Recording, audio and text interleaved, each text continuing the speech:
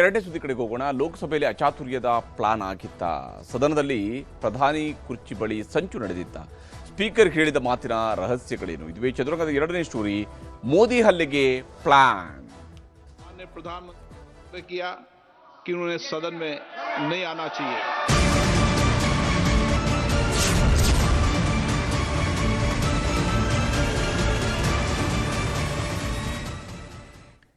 ಇವತ್ತು ಬೆಳಗಿಂದಲೂ ಕೂಡ ಒಂದು ಸುದ್ದಿಯ ಬಗ್ಗೆ ಚರ್ಚೆ ಆಗ್ತಾ ಇತ್ತು.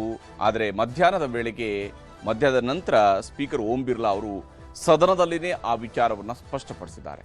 ಪ್ರಧಾನಿ ಮೋದಿ ಅವರ ಮೇಲೆ ದಾಳಿ ಮಾಡುವಂತಹ ಪ್ರಯತ್ನ ಆಗಿತ್ತಾ ಅಂತ ಹೇಳಿ ಇಲ್ಲಿ ಬಿರ್ಲಾ ಅವರ ಮಾತನ್ನು ಕೇಳ್ತಾ ಇದ್ರೆ, ಪ್ರಧಾನಿ ಮೋದಿ ಅವರ ಮೇಲೆ ದಾಳಿ ಮಾಡುವಂತಹ ಪ್ರಯತ್ನ ಆಗಿತ್ತಾ? ಅದು ಕೂಡ ಕಾಂಗ್ರೆಸ್ನ ಸಂಸದರು ದಾಳಿ ಮಾಡುವಂತಹ ಸುಳಿವು ಸ್ಪೀಕರ್ಗೆ ಸಿಕ್ಕಿತ್ತಾ ಅಂತ ಹೇಳಿ. ಯಾಕಂದ್ರೆ ಸ್ಪೀಕರ್ ಅವರು ಹೇಳೋ ಪ್ರಕಾರ ಅವರಿಗೆ ಕಾಂಗ್ರೆಸ್ನ ಸಂಸದರು ದಾಳಿ ನಡೆಸ್ತಾರೆ ಅನ್ನುವಂತಹ ಸುಳಿವು ಸಿಕ್ಕಿದೆಯಾ?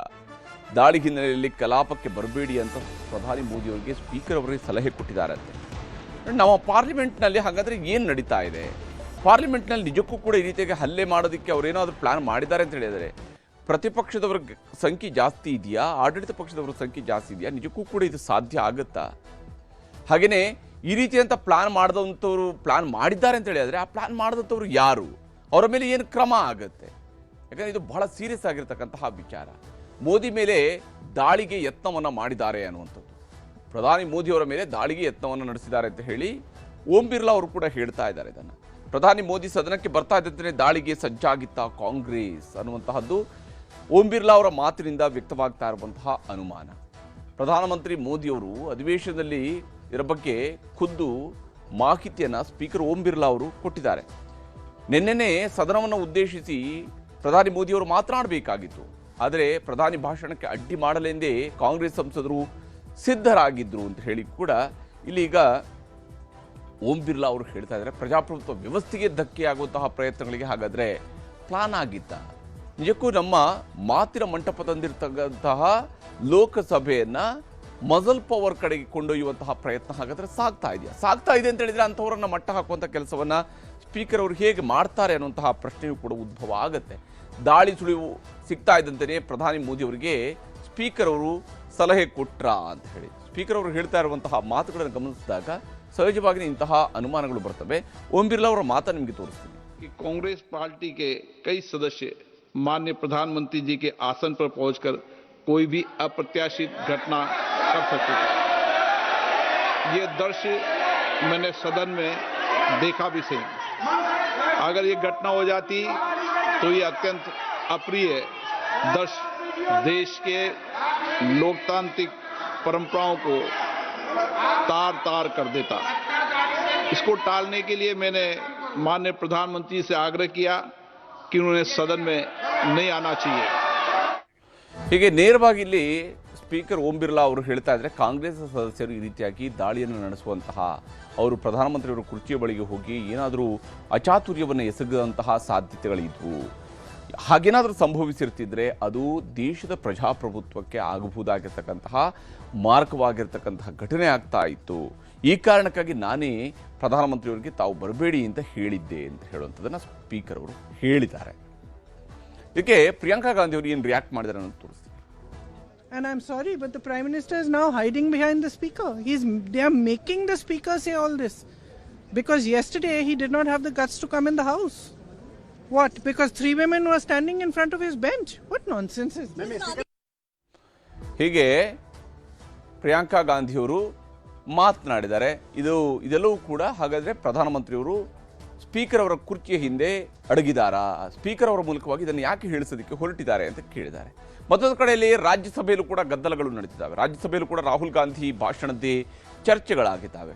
ರಾಜ್ಯಸಭೆಯ ಪ್ರತಿಪಕ್ಷ ನಾಯಕರಾಗಿರುವಂಥ AICC ಅಧ್ಯಕ್ಷ ಮಲ್ಲಿಕಾರ್ಜುನ ಖರ್ಗೆ ಅವರು ರಾಹುಲ್ ಗಾಂಧಿಯವರ ಭಾಷಣಕ್ಕೆ ನೀವು ಲೋಕಸಭೆಯಲ್ಲಿ ಅವಕಾಶ ಕೊಡದಿದ್ದ ಮೇಲೆ ಮೋದಿಯವ್ರಿಗೂ ಕೂಡ ಬೇಡ, ಮೋದಿಯವರು ಕೂಡ ರಾಜ್ಯಸಭೆಯಲ್ಲಿ ಭಾಷಣ ಮಾಡುವಂಥದ್ದು ಬೇಡ ಅನ್ನುವಂತಹ ವಾದವನ್ನು ಮುಂದಿಟ್ಟಿದ್ದಾರೆ. ಕೇಂದ್ರ ಸರ್ಕಾರಕ್ಕೆ ರಾಜ್ಯಸಭೆಯ ಪ್ರತಿಪಕ್ಷ ನಾಯಕ ಮಲ್ಲಿಕಾರ್ಜುನ ಖರ್ಗೆ ಅವರು ಟಕ್ಕರ್ ಕೊಟ್ಟಿದ್ದಾರೆ. ಈ ಮೂಲಕ ಯಾವುದೇ ಕಾರಣಕ್ಕಾಗಿ ಕೂಡ ಪ್ರಧಾನಮಂತ್ರಿಯವರು ಲೋಕಸಭೆಯಲ್ಲಿ ಕೂಡ ಮಾತನಾಡಬಾರದು ಅನ್ನುವಂತಹ ವಿಚಾರವನ್ನು ಪ್ರಸ್ತಾಪಿಸಿದ್ದಾರೆ. ರಾಹುಲ್ ಗಾಂಧಿಯನ್ನ ಮುಗ್ಧ ಬಾಲಕ ಅಂತೇಳಿ ಈ ಸಂದರ್ಭದಲ್ಲಿ ರಾಜ್ಯಸಭೆಯ ಸಭಾನಾಯಕರಾಗಿರ್ತಕ್ಕಂತಹ ಕೇಂದ್ರ ಸಚಿವ JP ನಡ್ಡಾ ಅವರು ಟೀಕಿಸಿದ್ದಾರೆ. ನಡ್ಡಾ ಅವರ ಮಾತಿಗೆ ಕಾಂಗ್ರೆಸ್ ಕೂಡ ಕೆಂಡಾಮಂಡಲವಾಗಿದೆ. ಕಾಂಗ್ರೆಸ್ನವರು ಅದಕ್ಕೆ ತಿರುಗೇಟು ಕೊಡುವಂತಹ ಕೆಲಸವನ್ನು ಮಾಡಿದರು. ಸಂಜೆ 5 ಗಂಟೆಗೆ ಪ್ರಧಾನಿ ಮೋದಿಯವರ ಭಾಷಣಕ್ಕೂ ಕೂಡ ಕಾಂಗ್ರೆಸ್ನವರು ಅಡ್ಡಿಪಡಿಸುವುದಕ್ಕೆ ಸಿದ್ಧತೆಯನ್ನು ಮಾಡ್ಕೊಂಡಿದ್ದಾರೆ. ಸಂಜೆ 5 ಗಂಟೆಗೆ ಪ್ರಧಾನಿ ಮೋದಿಯವರು ರಾಜ್ಯಸಭೆಯನ್ನು ಉದ್ದೇಶಿಸಿ ಮಾತನಾಡ್ತಾರೆ. ಆ ಸಂದರ್ಭದಲ್ಲಿ ರಾಜ್ಯಸಭೆಯಲ್ಲಿ ಅವರು ಮಾತನಾಡುವಾಗ ಅದನ್ನು ವಿರೋಧಿಸುವುದಕ್ಕೆ ಬೇಕಾದ ಪ್ರಯತ್ನವನ್ನು ಕಾಂಗ್ರೆಸ್ನವರು ಮಾಡ್ತಾ ಇದ್ದಾರೆ. ಇಲ್ಲಿ ಮಲ್ಲಿಕಾರ್ಜುನ ಖರ್ಗೆ ಅವರು ಏನು ಹೇಳಿದ್ದಾರೆ, ಹಾಗೆಯೇ ನಡ್ಡಾ ಅವರು ಏನು ಹೇಳಿದ್ದಾರೆ ಅನ್ನೋದು ತೋರಿಸ್ತಾರೆ. चार दिन से वो हाउस भी नहीं चल रहा, क्यों कि एलओपी को बोलने नहीं दे रहे. लेकिन हमारा कहना यह है कि दोनों हाउस मिलने के बाद ही पार्लियामेंट बनता है, एक हाउस से पार्लियामेंट नहीं बनता. ये दोनों स्तंभ है, ये दोनों स्तंभ है, और दो जब स्तंभ होते हैं, एक को पैरालाइज करके आप अपने आप को छुपाने के लिए, अपने गलतियां छुपाने के लिए आप जो कर रहे हैं, किए हैं, इस देश को जो धोखा दे रहे हैं, देश की जो अपमान कर रहे हैं, उसके बारे में जब राहुल जी बोलते हैं तो आप लोगों को खुजली उठती है. नहीं. और आप सब में बहुत से लोग हमसे सीनियर हैं, लेकिन एक बात मैं जरूर निवेदन करूंगा, अपनी पार्टी को अबोध बालक का बंधक मत बनाइए, बंधक मत बनाइए. आप don't make hostage of the party. कि एक अभी जो अडल्ट नहीं हुआ, नाबालिग, ऐसा क्या कुछ आपने हिंदी में, हाँ, अरे चुप बैठो, क्या पुकार. तो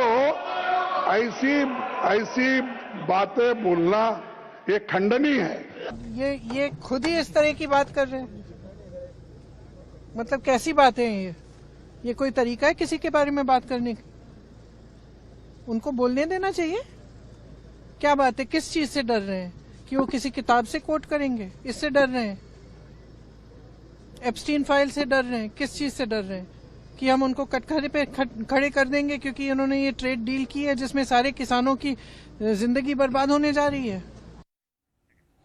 ಹೀಗೆ ಇಲ್ಲಿ ಒಂದು ಕಡೆ ಖರ್ಗೆ ಅವರ ಆರೋಪ, ಮತ್ತೊಂದು ಕಡೆಯಲ್ಲಿ ಅದಕ್ಕೆ ಕೊಟ್ಟಿರುವಂತಹ JP ನಡ್ಡಾ ಅವರ ಉತ್ತರ ಮತ್ತು ಪ್ರಿಯಾಂಕಾ ಗಾಂಧಿ ಅವರು ಅದಕ್ಕೆ ಕೊಟ್ಟಿರುವಂತಹ ಕೌಂಟರ್, ಇವೆಲ್ಲವನ್ನು ಕೂಡ ಗಮನಿಸಿದಾಗ ಯಾವ ರೀತಿಯಾಗಿ ಹಾಗಾದರೆ ನಮ್ಮ ಪಾರ್ಲಿಮೆಂಟ್ ನಡೀತಾ ಇದೆ ಅನ್ನೋಂಥದ್ದಕ್ಕೆ ಇದು ಸಾಕ್ಷಿಯ ರೀತಿಯಲ್ಲಿ ಗೋಚರಿಸ್ತಾ ಇದೆ. ಇವತ್ತು ಸಂಜೆ 5 ಗಂಟೆಗೆ ಪ್ರಧಾನಿ ಮೋದಿಯವರು ರಾಜ್ಯಸಭೆಯನ್ನು ಉದ್ದೇಶಿಸಿ ಮಾತನಾಡ್ತಾರೆ. ಆಗ ಪ್ರಧಾನಿಯವರು ಏನೆಲ್ಲ ವಿಚಾರಗಳನ್ನು ಪ್ರಸ್ತಾಪಿಸ್ತಾರೆ, ಲೋಕಸಭೆಯಲ್ಲಿ ಆಗಿರ್ತಕ್ಕಂತಹ ಬೆಳವಣಿಗೆಗಳ ಬಗ್ಗೆ ರಾಜ್ಯಸಭೆಯಲ್ಲಿ ಏನಾದರೂ ಮಾತನಾಡ್ತಾರೆ, ಯಾಕಂದರೆ ಅವರು ಲೋಕಸಭೆಯಲ್ಲಿ ಮಾತನಾಡಿಲ್ಲ, ರಾಜ್ಯಸಭೆಯಲ್ಲಿ ಇದರ ಬಗ್ಗೆ ಏನಾದರೂ ಮಾತನಾಡ್ತಾರೆ, ಯಾವ ವಿಷಯಗಳನ್ನು ಪ್ರಸ್ತಾಪಿಸ್ತಾರೆ ಅನ್ನೋದನ್ನು ಕುತೂಹಲದಿಂದ ನೋಡಬೇಕಾಗಿದೆ.